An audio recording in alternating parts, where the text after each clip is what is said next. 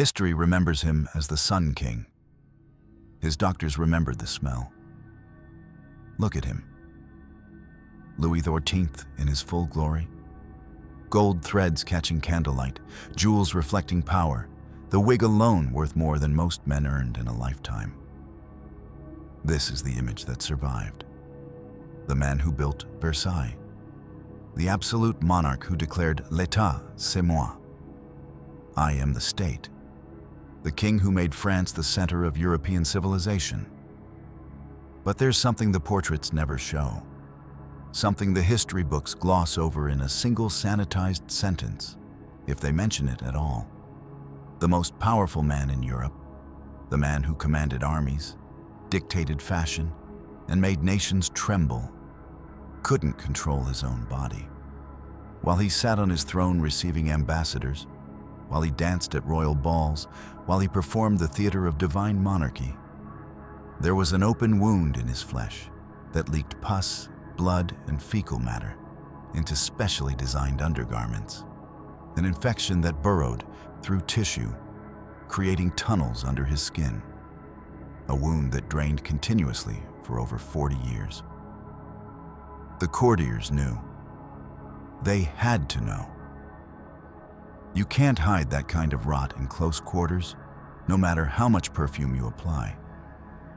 They whispered about the king's secret chamber sessions, the daily rituals where servants sworn to silence would clean the wound, change the dressings, burn the soiled cloth before anyone else could see. They watched him wince when he sat. They noticed when he stopped riding horses the way he used to. They smelled something underneath the orange blossom and ambergris. But no one spoke about it, not publicly, because acknowledging the king's wound meant acknowledging that divine right monarchy rested on rotting flesh. This isn't a story about medicine failing a patient. This is about power demanding the body perform beyond human limits, and what happens when flesh refuses to obey. Because eventually, Louis ran out of options. The wound that had been his private agony would become public spectacle. And on November 18th, 1686, the Sun King would be held down by 4 strong men while a surgeon cut into his infected tissue without anesthesia. His screams would echo through the palace of Versailles. But here's what history doesn't ask. Why did he wait? Why did he live for decades with an open, draining wound before finally submitting to the knife? What does it tell us about power that he chose 40 years of silent suffering over one moment of public vulnerability? The answer is darker than you think. And it starts with understanding what courtiers really meant when they wrote in their diaries about the king's discomfort. The pain started sometime in the 1650s, when Louis was still young, still building his legend. He was in his 20s, dancing, hunting, bedding mistresses, constructing Versailles stone by stone as a monument to his own divinity. The kind of man who could wear the sun as his symbol without irony. At first, it seemed like nothing. A persistent discomfort. What his doctors politely termed hemorrhoids.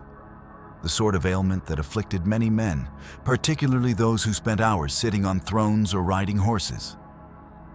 Embarrassing, yes, but manageable. Treatable with the usual remedies, ointments, bloodletting, prayers, except it wasn't hemorrhoids. What Louis had, what would torment him for the next 40 years, was an anal fistula. And if you don't know what that means, let me explain with clinical precision, because the horror is in the details. A fistula forms when an abscess, a pocket of infection deep inside the tissue near the rectum, doesn't heal properly. Instead of the infection resolving, the body tries to drain it. The pus burrows through layers of muscle and flesh, creating an abnormal tunnel, a tract, from the infected area to an opening in the skin, usually somewhere near the anus. It's the body's desperate, failed attempt to expel poison. Once the tunnel forms, it doesn't close. It can't close, because the pathway connects to a constant source of contamination, the bowel itself.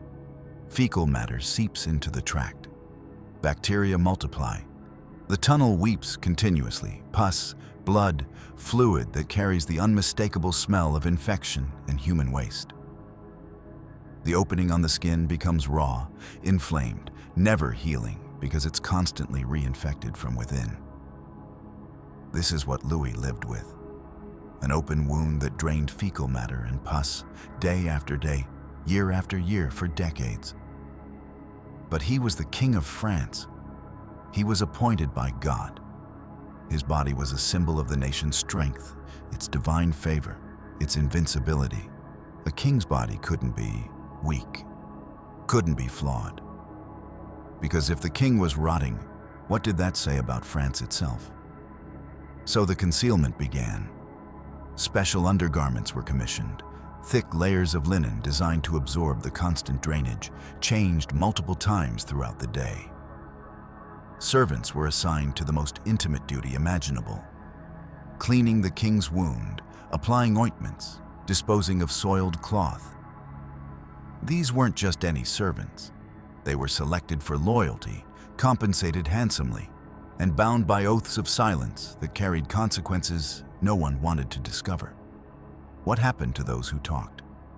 Court records don't say explicitly, but there are gaps. Servants who simply vanish from the employment rolls. Dismissals without explanation. One valet who served Louis during this period was found dead in 1670. Officially a riding accident, but he'd been seen perfectly healthy that morning and was discovered with a broken neck at the base of the palace stairs. The message was clear: the king's secret stays buried, or you do. The smell was the hardest part to conceal. Infection has an odor that perfume can't fully mask, a sweet rot stench that clings to fabric, to skin, to air. Louis became famous for his use of fragrances: orange blossom, ambergris, musk. He bathed more frequently than most royals of his era, changed his clothes multiple times a day, and ensured his chambers were constantly fumigated with aromatic smoke. His legendary daily routine at Versailles, the elaborate public dressing ceremony where courtiers competed for the honor of handing him his shirt, wasn't just theater. It was necessity. The ceremony provided cover for the real ritual happening underneath. The wound inspection, the dressing change, the hurried cleaning before fresh clothes touched infected skin. What looked like royal vanity was actually wound management choreographed as spectacle. Now imagine his daily reality. Sitting on his throne for hours during official audiences, the drainage soaking through layers of linen, hoping the witness next to him couldn't smell what was happening. The constant awareness, the hypervigilance required to maintain composure while your body leaks waste. Riding horses during royal hunts, an activity he loved, an essential display of masculine vigor. Every impact of the saddle sending shockwaves of pain through infected tissue. The drainage increasing with the friction, the movement. Returning from hunts with his undergarments soaked, rushing to his private chambers before anyone noticed the stains. Dancing at balls. Louis adored ballet, performed in court productions, prided himself on his grace and athleticism. Imagine executing perfect choreography while infection fluid seeps from your body. Maintaining the serene expression of royal dignity while fighting the urge to wince, to adjust your stance, to flee. And the mistresses. Louis was notorious for his sexual appetite, but how do you maintain that performance, that essential display of royal virility, when your body betrays you in the most humiliating ways? The logistics alone are staggering. The timing required to ensure fresh dressings, the positions that minimized pain, the desperate hope that she wouldn't notice, wouldn't smell, wouldn't understand what was happening. One courtier, the Duc de Saint-Simon, wrote in his diary in carefully coded language about the king's perpetual discomfort in matters most men take for granted. Another noted that His Majesty bore his private trials with fortitude unknown to common men, though the trials themselves remain unspoken. They knew. They all knew. And they all pretended they didn't. So why didn't he just have the surgery? Why endure 40 years of this? Because surgery in the 17th century meant being held down while conscious. It meant watching a barber surgeon cut into your flesh with no pain relief beyond wine and opium, which barely dulled the agony. The mortality rate for fistula surgery was approximately 75%. 3 out of 4 patients died, usually from shock, hemorrhage, or the infections that inevitably followed. Louis knew these odds. He'd seen men die on surgical tables. He understood that submitting to the knife meant publicly acknowledging weakness, announcing to every rival power in Europe that the Sun King was mortal, vulnerable, possibly dying. It meant risking the throne itself if he didn't survive. So he adapted. The wound became manageable. It drained regularly enough to prevent complete sepsis. The pain became his constant companion, something he learned to endure, to hide, to incorporate into every movement and decision. He built his entire life, his palace, his routines, his relationships, around an infection. He chose 40 years of private hell over one moment of public vulnerability. But by 1686, something changed. The wound that had been his private hell was about to become public spectacle. And the decision he made would echo through every surgical theater in Europe. By late 1686, Louis's body was making the decision for him. The infection had worsened. The single fistula tract that had tormented him for decades had branched. Multiple tunnels now burrowing through tissue, each one draining, each one a separate pathway for bacteria to spread.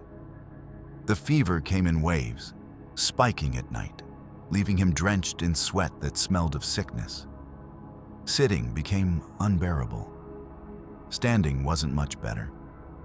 The king, who had danced in ballets and ridden horses across a royal hunting grounds, now struggled to walk from his bedchamber to his throne without visible pain.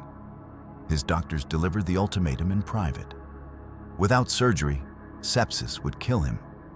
The infection was no longer contained. It was spreading through his pelvic region, threatening to reach his bloodstream completely. When that happened, and it would happen soon, fever would give way to delirium. Delirium to organ failure to death, probably within weeks. Louis faced the choice he'd been avoiding for 40 years. Die silently, maintaining the illusion of strength until his body simply gave out. Or scream publicly and gamble that he'd survive what 3 out of 4 men didn't. He chose the knife. But here's what most history books skip over. The preparation for the king's surgery wasn't just surgical. It was experimental. And the experiments weren't conducted on animals.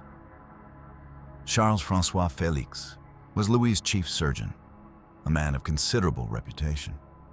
But one crucial limitation: he had never performed an anal fistula operation. Ever. The surgery was rare, brutally difficult, and almost always fatal. Félix knew the theory. He'd read the ancient texts, but he'd never actually cut into a living human body to repair this specific injury. So he practiced. Hospital records from the Hôtel Dieu in Paris and the Charité Hospital show a sudden spike in fistula surgeries performed between August and November 1686. 6 documented cases, possibly 8. Poor patients, suffering from similar conditions, were selected for treatment. Selected by whom and under what authority, the records don't clarify. Were they given a choice? Were they told their bodies would be used to perfect a technique meant for the king? Or were they simply told they were receiving medical care? a rare gift for people who normally died without ever seeing a physician. Some survived the practice surgeries. Some didn't. The ones who died were buried in unmarked graves, their names recorded in ledgers without detail. Subject deceased, infection, November 2nd. That's all history remembers. Felix didn't just practice the procedure, he designed custom instruments specifically for Louis's anatomy. Scalpels with curved blades to navigate the unique angles of the king's fistula. Probes thin enough to trace the branching tunnels.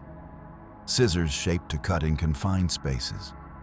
Each tool was forged, tested on practice bodies, refined, tested again. By mid-November, Felix was ready, or coward and firm, as ready as a man could be to cut into the King of France without anesthesia. November 18th, 1686. 7 o'clock in the morning. Louis XIV rose, attended Mass, and took confession. He signed a prepared will, updating provisions for his succession in case he didn't survive the day.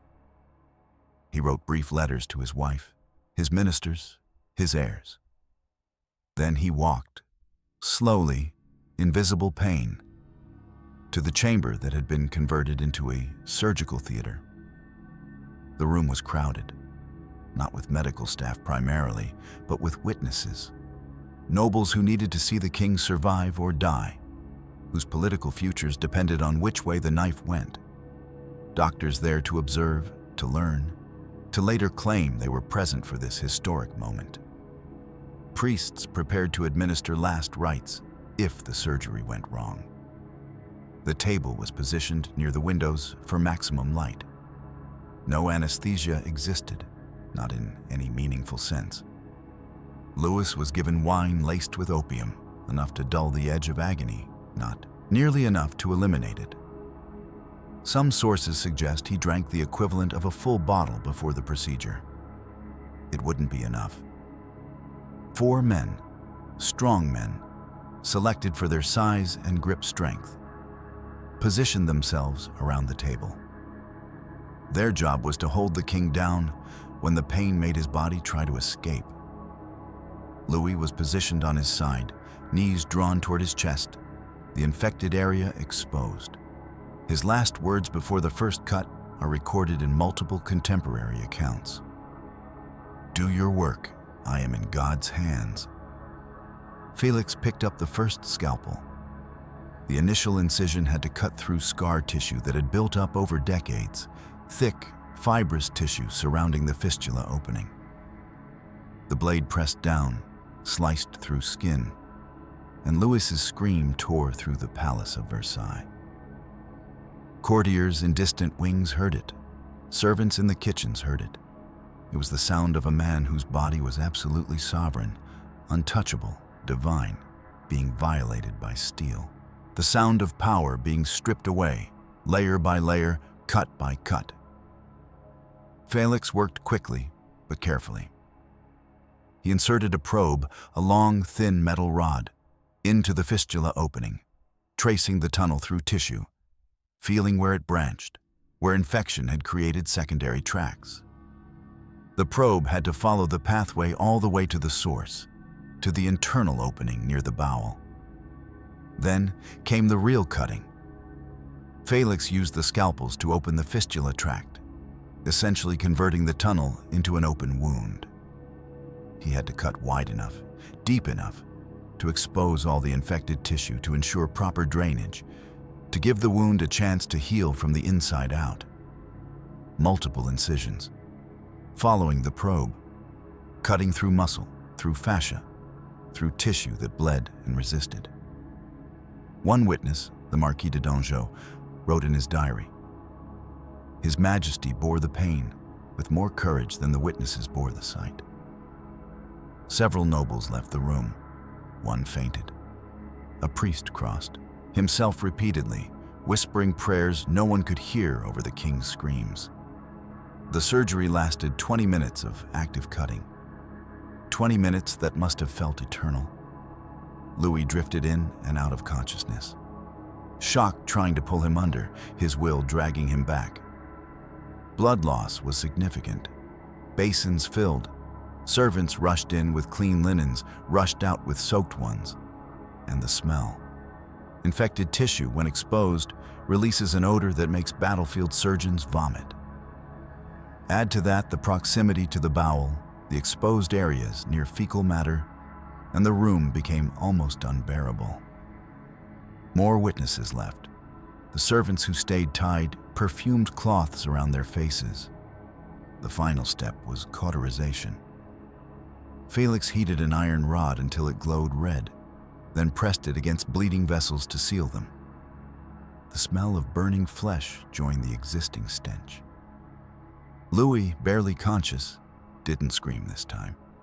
Just a low moan that somehow seemed worse than the screaming. The wound was packed with lint soaked in egg white and brandy, the best infection prevention available in 1686. Layer after layer of cloth pushed into the open wound, both to stop bleeding and to prevent the tract from closing before it healed properly. By 9:30, it was over. Louis remained on the table, conscious but silent, his face pale beneath the sheen of sweat. Within 2 hours, he was giving orders from his bed, sending messengers, dictating letters, reasserting control even as his body leaked blood into dressings. Official announcements went out to courts across Europe. His Majesty the King has undergone a necessary surgical operation. His constitution is strong. He will recover fully. The Sun King had survived the knife.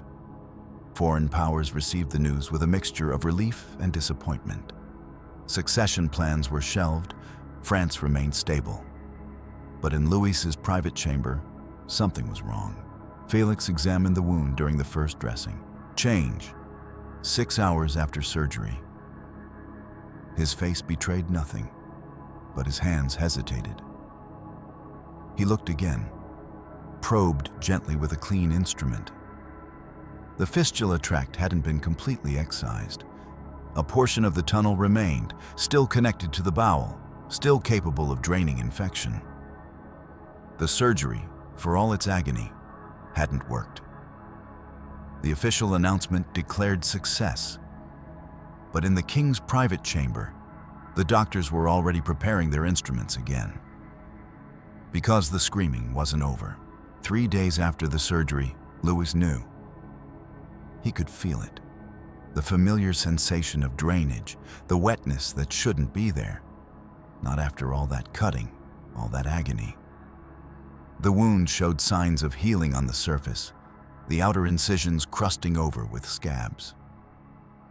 But beneath, where it mattered, where the fistula tract had burrowed through tissue for decades, nothing had changed. The tunnel remained, still connected to the bowel, still draining pus and fecal matter into the surgical wound. Felix confirmed it during a dressing change. The probe still found the pathway, still traced the tunnel that should have been eliminated. The surgery, 20 minutes of conscious torture, had failed. They'd cut, cauterized, and packed the wound, but they hadn't reached the source. The infection that had tormented Louis for 40 years was still there, now weeping through freshly traumatized tissue. Louis didn't rage, didn't blame Felix. He simply said, in a voice still rough from screaming, "Cut again." The second surgery happened in mid-December, barely a month after the first. There was no practice this time, no test subjects in hospitals, no weeks of preparation. Louis wanted it done immediately, before the initial surgical wounds healed completely, while there was still a chance to correct what had been missed. This surgery was worse. Cutting through partially healed scar tissue is exponentially more painful than cutting through healthy flesh. Scar tissue is dense, resistant, filled with nerve endings that have been traumatized once and now experience every touch as agony. Felix had to reopen the previous incisions, cut even deeper, trace the fistula tract further into Louis's pelvic cavity. It took 30 minutes this time. witnesses reported something more disturbing than screaming. Louis wept, silent tears streaming down his face while his body convulsed against the restraints, the four strong men struggling to keep him still. He didn't scream, as if he'd used up all his screams the first time and had nothing left but grief for what his body was enduring. When it was over, when the wound was packed again with lint and brandy, when Louis was finally alone except for his most trusted servants, Felix delivered the news privately. It still hadn't worked. The tract was too deep, too close to the sphincter muscle, too embedded in tissue that had been infected for decades. The body wasn't healing the way it should. The wound was too damaged. Louis said nothing. He turned his face to the wall and didn't speak for 6 hours. By January 1687, infection was setting in from the surgical trauma itself. The fever returned, worse than before. The wound wasn't just draining the original fistula. It was now infected from the surgeries. Sepsis was creeping closer. Felix recommended waiting. Let the body recover from the trauma. Give it time. Attempt surgery again in spring, perhaps, when Louis's strength returned. Louis refused. I cannot rule from a sick bed. The third surgery happened on January 21st, 1687. This time, Felix went deeper than anyone had dared before. He cut through muscle, the sphincter muscle itself, the ring of tissue that controls continence. The risk was permanent incontinence, the complete loss of bowel control. Louis would survive, but he might never be able to control his own body again. It was a gamble.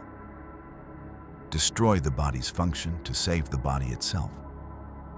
The surgery was brutal in its depth. Felix wasn't just tracing the fistula now. He was excavating tissue, removing everything that looked infected, cutting away muscle that might be damaged beyond repair.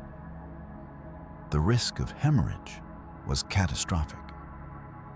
The risk of damage to the rectum, to the bowel wall itself, was nearly certain. Louis passed out. For the first time in 3 surgeries, the pain overwhelmed him completely.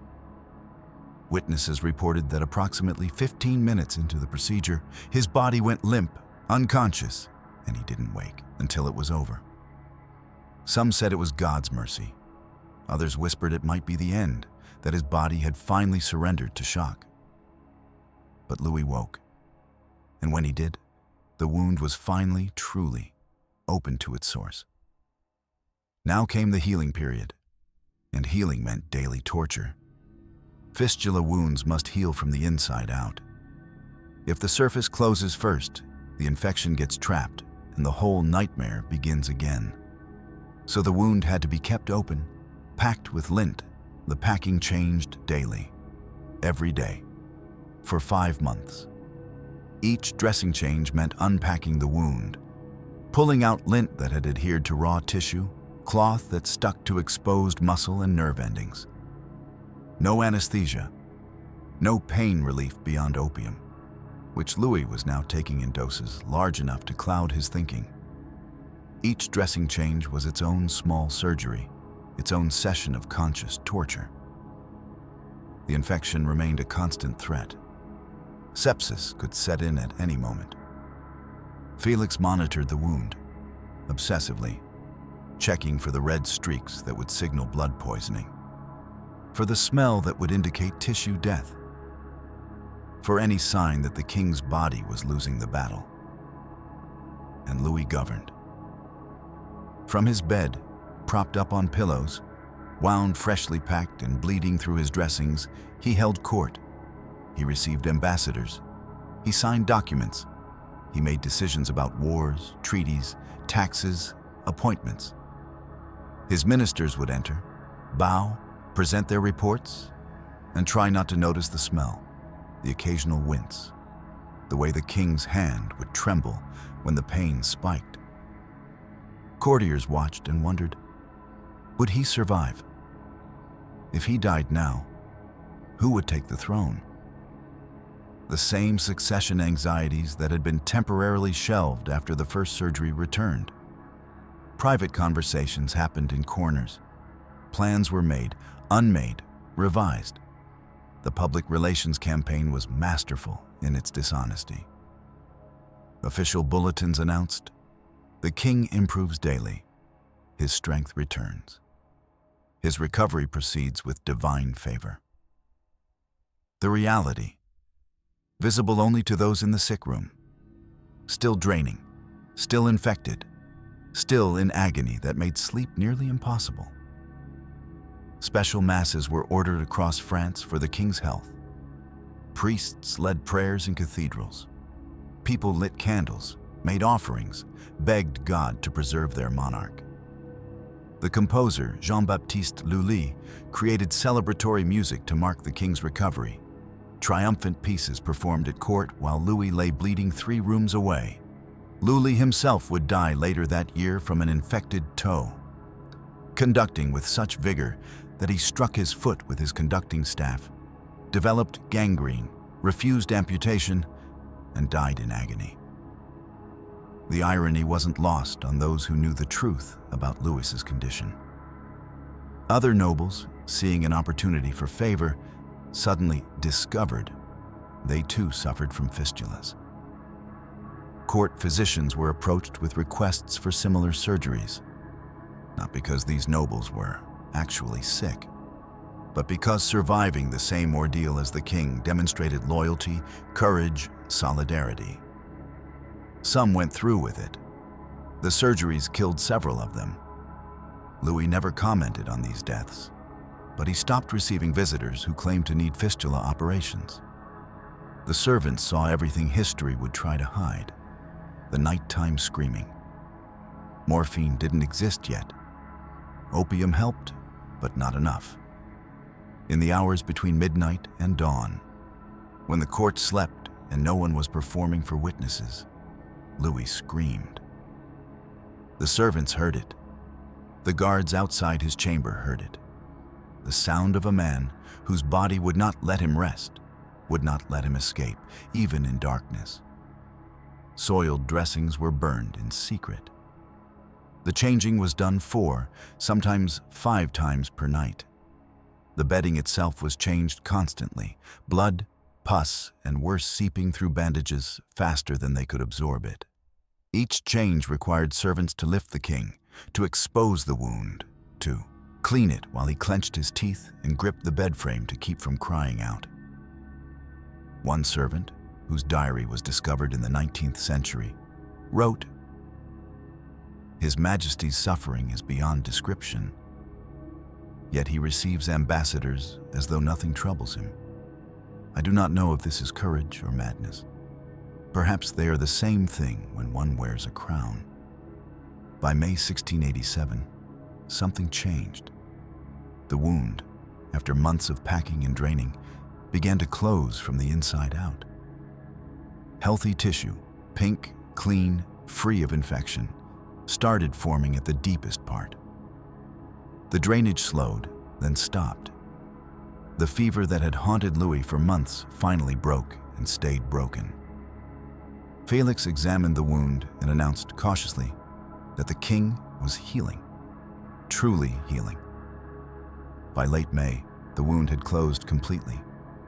The fistula that had tormented Louis for over 40 years, that had survived 2 failed surgeries, was finally actually gone. Louis had survived. But survival came with a price no history book mentions and a legacy no one expected. The wound closed. But Louis was never the same. Permanent scarring turned sitting into a deliberate act. The tissue where Felix had cut, 3 times deep into muscle, healed rigid and unforgiving. Louis required special cushions for his throne, for his chairs at council meetings, for the carriage rides he could no longer avoid. The graceful ease with which he'd once moved through palace corridors was gone. He walked more carefully now, sat with visible consideration, stood with relief. The fistula was healed, but chronic pain remained. Not the acute agony of infection, but a dull, persistent ache that never fully disappeared. Digestive issues plagued him for the rest of his life. Hemorrhoids, constipation, the kind of intimate suffering that reduces even kings to miserable humanity. Sexual function was affected. Private letters between Louis and Madame de Maintenon, his second wife, married in secret, contain carefully coded references to his difficulties and her understanding. The man who had once kept multiple mistresses, who had fathered numerous illegitimate children, whose virility had been part of his public image, now struggled with basic physical intimacy. The surgery had damaged more than just the fistula tract. Contemporaries noted the change immediately.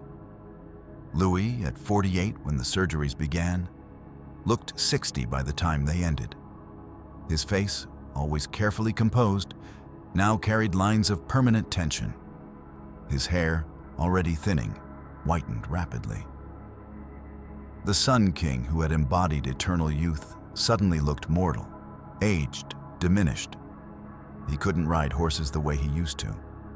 Hunting, the sport of kings, the essential aristocratic activity, became painful enough that he participated less and less. The man who had built his image on physical prowess and masculine vigor was now limited by a body that had been cut apart and sewn back together. But the psychological shift went deeper than physical limitation. Louis became more religious. Not performatively. He had always attended Mass, always played the role of most Christian king. But now there was something different. He spent longer in private prayer. He became preoccupied with salvation, with judgment, with what God might think of a man who had lived as he had. He abandoned his mistresses, all of them. The relationships that had scandalized and fascinated Europe for decades simply ended. Louis devoted himself to Madame de Maintenon with an intensity that suggested less love than fear. Fear of mortality, fear of divine punishment, fear that his suffering might be penance for sins not yet paid in full. Palace life at Versailles changed. The endless balls and celebrations slowed. Louis, who had once danced in court productions, stopped performing. The glittering social spectacle that he'd created, the tool he'd used to control nobility by keeping them distracted and competing for his attention, dulled noticeably. He spent more time in private. He spent more chambers. The court still functioned, but something had gone out of it. The sun was setting. Historians debate what this change meant for his governance. Some argue the pain made him crueler, that a man in constant physical suffering becomes less sympathetic to the suffering of others. They point to his increased persecution of Protestants, the revocation of the Edict of Nantes in 1685, 1 year before the surgery, the dragonnades that forced conversions through violence and terror. Others argue the opposite, that the surgeries humanized him, that experiencing vulnerability, mortality, and absolute physical helplessness made him aware of his own humanity in ways power never could. That his later years showed more caution, less reckless military ambition, more concern for peace. Both might be true. Pain doesn't simplify people, it complicates them. But the darkest legacy of Louis's surgery wasn't written on his body. It was written on the bodies of people whose names we don't know. Fistula surgery became fashionable among European nobility. Not because nobles suddenly developed fistulas in unusual numbers, but because surviving the same ordeal as Louis XIV became a mark of courage, loyalty, and aristocratic virtue. Courtiers fabricated symptoms. Physicians were pressured to diagnose fistulas that didn't exist. Some nobles genuinely believed they had the condition simply because they wanted to prove themselves as brave as their king. The surgeries killed many of them. Felix's technique, refined through trial and error on Louis's body, wasn't universally successful. But the deaths were quiet, mourned privately, forgotten quickly. Meanwhile, poor people at hospitals continued to serve as test subjects. Felix had become a celebrity surgeon, enriched beyond measure, his technique studied across Europe. Medical students traveled to Paris to learn from him. But learning meant practice, and practice meant bodies. Bodies that couldn't refuse, couldn't afford alternative treatment, couldn't do anything but submit when physicians selected them for treatment. Medical progress, built on flesh that had no choice. Hospital records from the 1690s show dozens of fistula surgeries performed on charity patients. Success rates varied wildly. Some patients survived and healed. Others died on the table. Others died days later from infection. The records list them without detail. Names, dates, outcomes. No mention of whether they consented. No indication they understood they were practicing for techniques meant for wealthier patients. A medical text from 1694 states, with chilling casualness, the operation proved survivable on noble flesh. Results in common patients remain varied, though the technique continues to improve with application. Translation: rich people usually survive now. Poor people are still dying, but we're learning. And what happened to the witnesses of Louis's suffering? The 4 men who held him down during 3 surgeries? What did they receive for their service? Court records show titles granted, lands awarded, pensions established. Silence, it appears, was bought handsomely. But was it only bought? Or was there an implicit threat in that generosity? One of the 4 men, the Comte de Tessé, never spoke of what he'd seen. His family's papers, examined centuries later, contain a single entry in his handwriting dated December 1686. I have witnessed what no man should witness.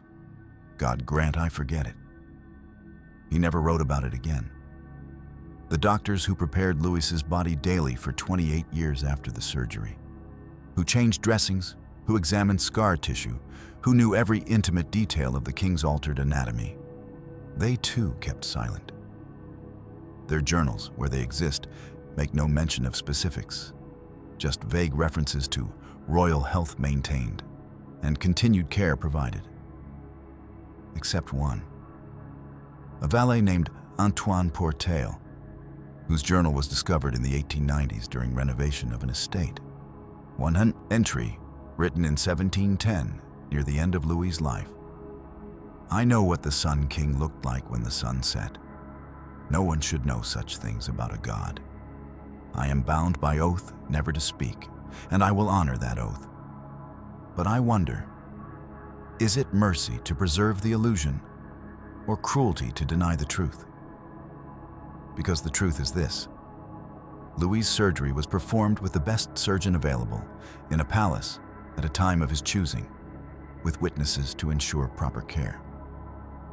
He survived. The hospital patients who served as Felix's practice subjects, experimented on without consent, operated on in facilities that reeked of infection, treated by surgeons still learning. Some survived. Many didn't. They died unnamed, buried in mass graves, their suffering recorded only as data points in the advancement of surgical technique. The same wound, the same surgery. But royal flesh was treated as precious, irreplaceable, and sacred. Common flesh was expendable, experimental, forgettable. This is what power means. Your body matters. Theirs doesn't. Your pain deserves the finest care. Theirs deserves whatever allows medicine to advance. The Sun King lived 28 more years after his wound closed. But there's one question no courtier dared ask. What grew in the place where the wound had been? Because something did change. And it wasn't just scar tissue. The wound closed in 1687. Louis had 28 years left to live. But something else opened in its place. Something that couldn't be packed with lint or cauterized with hot iron. after surviving 3 surgeries and 5 months of daily torture. Louis XIV developed an obsession that would define the final decades of his reign: other people's bodies. He watched his courtiers with new intensity. Not for loyalty, he'd always monitored that. This was different.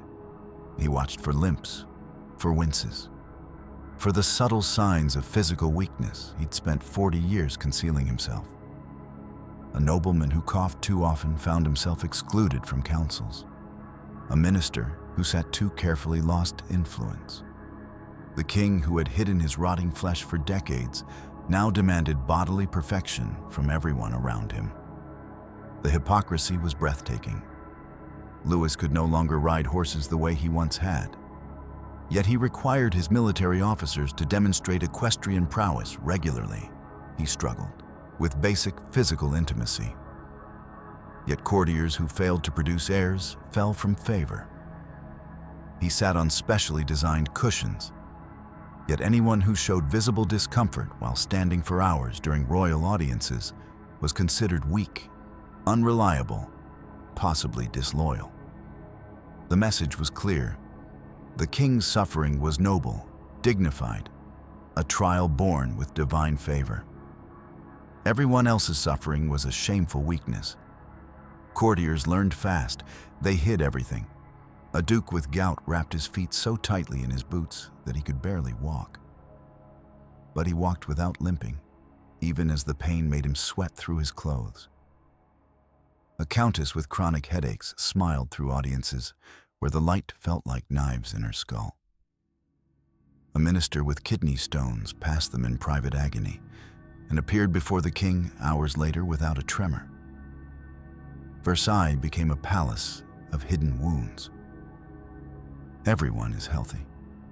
Everyone was terrified of showing the vulnerability that Louis himself embodied but refused to acknowledge. And if someone's condition became too obvious to hide, they vanished from court, not violently, just quietly reassigned to distant estates, given honorable positions that kept them far from Versailles. The king didn't tolerate reminders of bodily fragility in his presence. He lived it. He didn't need to see it. In April 1711, Louis's son, Le Grand Dauphin, heir to the throne, contracted smallpox. He died within a week. Less than a year later, smallpox struck again. Louis's grandson, the new heir, died. His grandson's wife died. Their eldest son died. One after another, the royal succession was decimated by infection. Louis, 73 years old, with a compromised immune system from decades of chronic infection, exposed repeatedly to the same disease, survived. He didn't even get sick. Medical historians still debate this. Some argue his body, after fighting infection for over 40 years, had developed unusual immune responses, that constant exposure to bacteria had somehow strengthened rather than weakened his defenses. Others suggest the fistula infection, draining directly from his bowel, exposed him to pathogens that created cross-immunity. Most admit it was probably just luck. But the courtiers whispered something darker: that Louis couldn't die, that God, or something else, was keeping him alive past his natural time, that the wound had taken something from him but given something back. Immortality purchased with flesh. He outlived his son, his grandson, his great-grandson. The succession that should have been simple became a genealogical nightmare. By 1715, his heir was his 5-year-old great-great-grandson, August 1715. Louis complained of pain in his left leg. The doctors examined it and found what they dreaded: gangrene. The tissue was dying, turning black, the infection spreading rapidly through his leg toward his body's core. The recommendation was immediate: amputation. Cut off the leg before the gangrene reached his torso. It was his only chance. Louis refused, not because he was ready to die, Not because he'd lost faith in medicine. He refused because he remembered. He remembered being held down by 4 strong men. He remembered the scalpel cutting into his flesh while he was fully conscious. He remembered screaming until his voice broke. 3 times. And he simply could not do it again. "I have been on the surgeon's table enough for 1 lifetime," he told his doctors. "If God wills my death, let it come without the knife." They tried to convince him. The gangrene would be agonizing, far worse than surgical pain. He would die slowly, delirious with fever, his body rotting while he was still alive. Amputation was his only hope. Louis was adamant. "I have felt enough steel. No more." The gangrene spread. His leg turned black to the knee and past it. The smell, that familiar smell of infected flesh, returned to his chambers. The same smell his servants had been burning, away for decades. The fever came, waves of it, pulling him in and out of consciousness. On August 25th, in a moment of clarity, Louis called for his 5-year-old great-great-grandson, the child who would be Louis XV.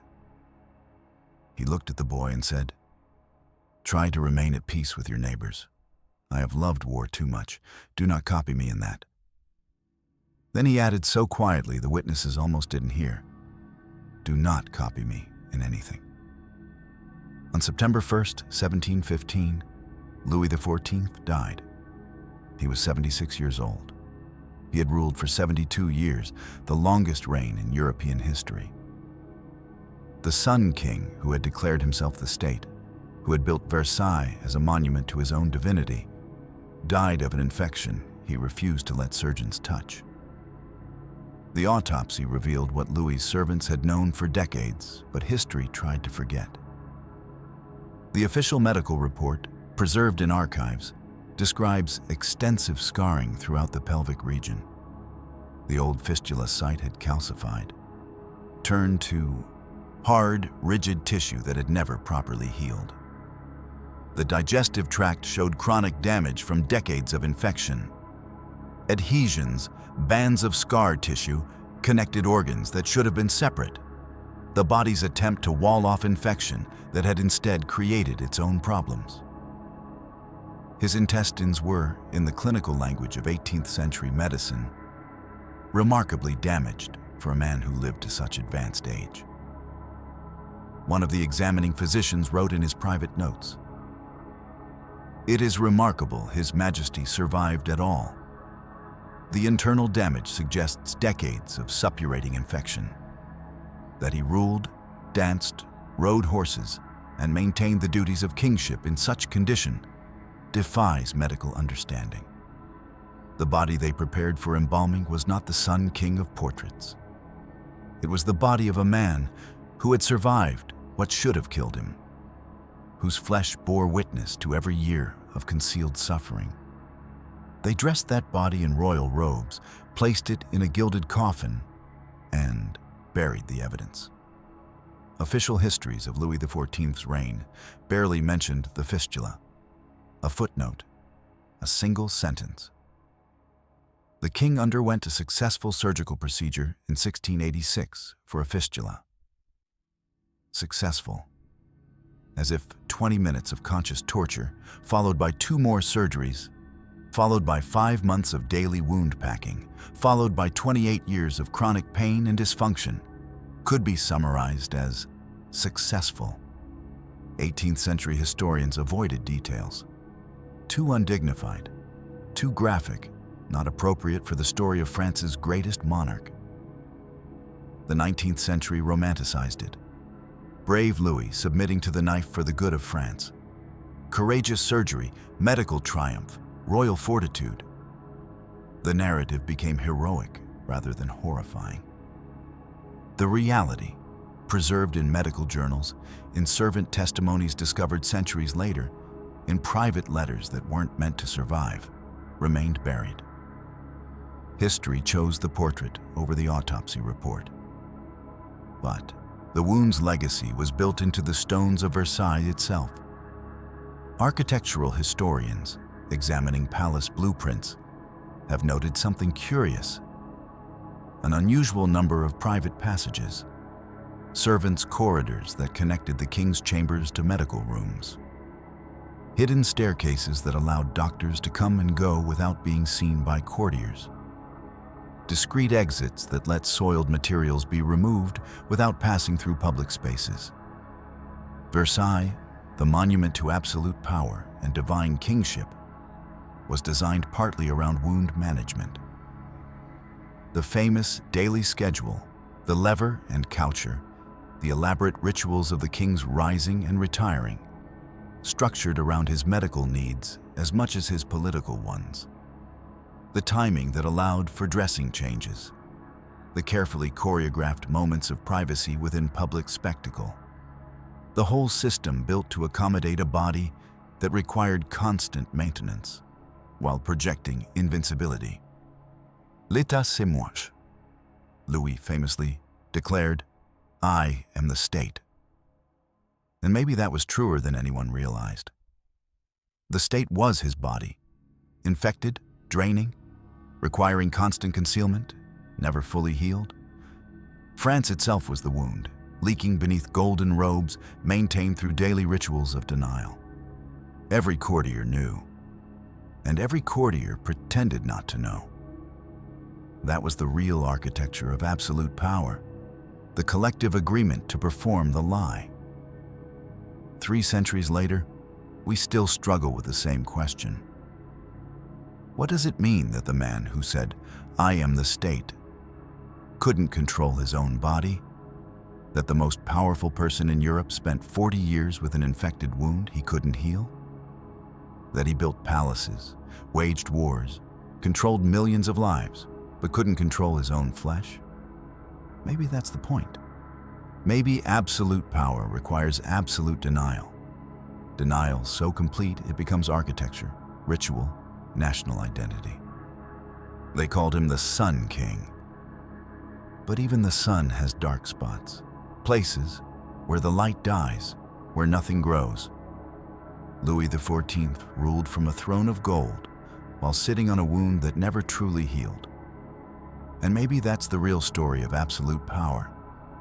The body rots while the crown still shines. History loves its grand narratives. The Sun King, divine right monarchy, Versailles as the pinnacle of European civilization. These are the stories that survive in textbooks, in museum placards, in popular imagination. But underneath those narratives is flesh, infected, draining, screaming flesh. Louis XIV's fistula surgery is recorded as a medical triumph, and in purely technical terms, it was. He survived odds that killed 3 out of 4 patients. The technique developed on his body advanced surgical knowledge across Europe. But that advancement came at a price no one mentions. The hospital patients who served as practice subjects operated on without consent. Their bodies used to perfect techniques meant for royal flesh. The servants sworn to silence. Their knowledge of the king's vulnerability purchased or threatened into permanent concealment. The courtiers who fabricated fistulas to prove their loyalty and died on surgical tables for the performance. Louis's wound was private, carefully hidden, treated with the finest care available. His test subjects' wounds were public experimentation, their suffering acceptable because their bodies were deemed acceptable to sacrifice. This is what power looks like when you examine it closely. Some bodies matter infinitely, others don't matter at all. The same wound, the same surgery, but royal flesh is sacred and common flesh is expendable. We like to think we've moved past this. Modern medicine has ethics boards, informed consent, protections for human subjects. We don't experiment on the poor to save the rich anymore. Except we do. We just don't call it that. Clinical trials still disproportionately recruit from economically vulnerable populations. Experimental treatments still flow to those who can afford them, while standard care remains inaccessible to millions. The bodies of the poor still teach medicine how to treat the bodies of the rich. Different century, same architecture of expendability, and political power still requires bodily concealment. We still hide our leaders' health, presidential medical reports that reveal nothing, cognitive decline denied, physical limitations obscured. We still demand that power appear invincible even when housed in failing flesh. We still exile visible weakness from positions of authority. The wound hasn't healed. We've just gotten better at the dressings. Look at the portrait again. Louis XIV in full glory. Gold threads catching light. The Sun King at the height of his power. This is what you see. History wants you to stop here. But now you know what was underneath. The smell they perfumed away. The wound they hid behind silk and ceremony. The screams they muffled in private chambers while courtiers danced 3 rooms away. This is what power actually looks like when you pull back the robes. Human, suffering, mortal, desperate to maintain an illusion that everyone knows is a lie, but no one can afford to acknowledge. The servants who cleaned Louis's wound knew the truth. The doctors who cut into his flesh knew. The practice patients who died on surgical tables knew. Their knowledge didn't matter because their voices didn't matter. But their voices are in the archives, in private diaries discovered centuries later, in medical records that weren't meant to survive, in the gaps in official histories, the silences that speak louder than propaganda. If you think history should be told with the robes pulled back, not the version in textbooks, but the version the servants whispered, then this story matters. If you believe the unnamed practice patients deserve to be remembered alongside the king whose body was perfected through their deaths, then this story matters. If you understand that power's greatest trick is making its violence look like inevitability, then this story matters. Subscribe if stories like this should be remembered, not sanitized, not romanticized, but told the way it actually was. Brutal, human, built on flesh that suffered so other flesh could shine. The Sun King is dead, but the wound remains.